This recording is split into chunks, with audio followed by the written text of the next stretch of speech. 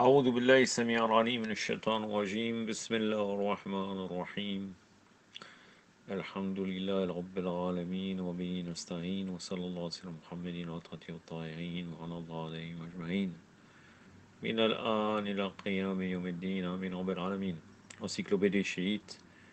Je vais terminer aujourd'hui avec un tout petit sujet, vraiment petit, pour terminer le tome 2 de l'encyclopédie chiite. Ça s'appellera le premier musulman. Donc là, je vais terminer cela. Et après, je vais faire une petite pause et à partir du premier Muharram, pas tous les jours, mais dans les 10 premiers jours, je ne ferai que le Majlis pour l'imam Hossein alayhi salam, donc un petit audio, des audios. Et par la suite, après le 10 Muharram, j'alternerai entre les discours sur l'imam Hossein alayhi salam et la partie l'encyclopédie chiite, le tome 3, Bismillah. Je commence. C'est un fait incontestable qu'Ali alayhi salam fut le premier homme à embrasser l'islam après le saint prophète, sallallahu alayhi wa alayhi.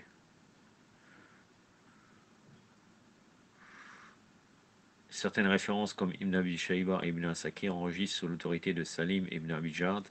J'ai demandé à Mohammed ibn Hanafiya, Abu Bakr fut-il le premier pour adopter l'islam? Il a répondu non.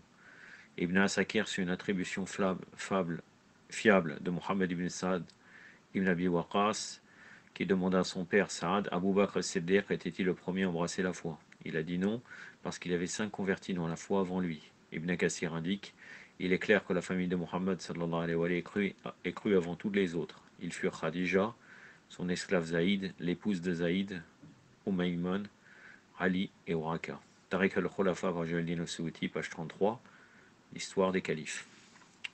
Il est également relaté d'Anas ibn Malik, le messager a été missionné un lundi, et Ali a cru en lui le mardi.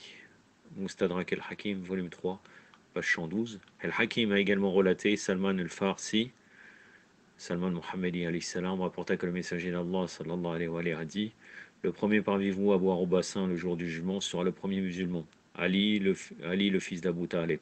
Mustadrak al-Hakim, volume 3, page 112. Ibn Hisham a enregistré Ali ibn Abi Talib était le premier homme à croire au messager d'Allah et qu'il a prié avec lui tandis qu'il avait seulement 10 ans. Biographie du prophète par Ibn Hisham, volume 1, page 245. Regardez Ibn Hisham, qu'est-ce qu'il dit? Il dit que l'imam Ali était le premier homme. Pourquoi je vous dis ça? Ibn Hisham n'est pas une référence banale, puisque avant lui, dans les biographies, c'était Ibn Ishaq. Bon, après Ibn Ishaq, il le qualifie de pro-Ahlul Bayt, hein?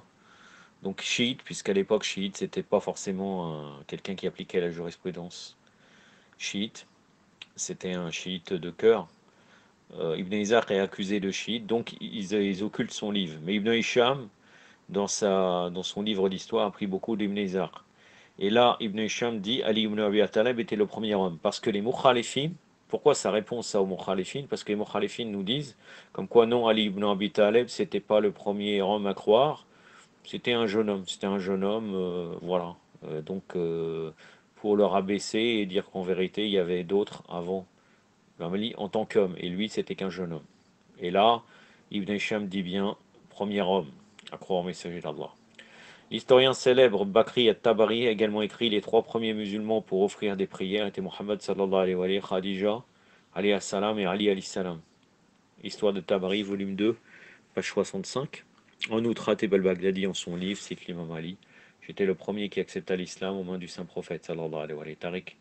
Tahrir par Al-Khatib al-Baghdadi, volume 4, page 333. J'en ai fini avec cela. Je vous avais dit que ça sera court, Inch'Allah. La prochaine fois, le premier discours pour le majlis de l'imam Hossein alayhi salam. يكتفي بهذا القدر وصلى الله على سيدنا محمد وعلى آله الطاهرين والسلام عليكم ورحمة الله.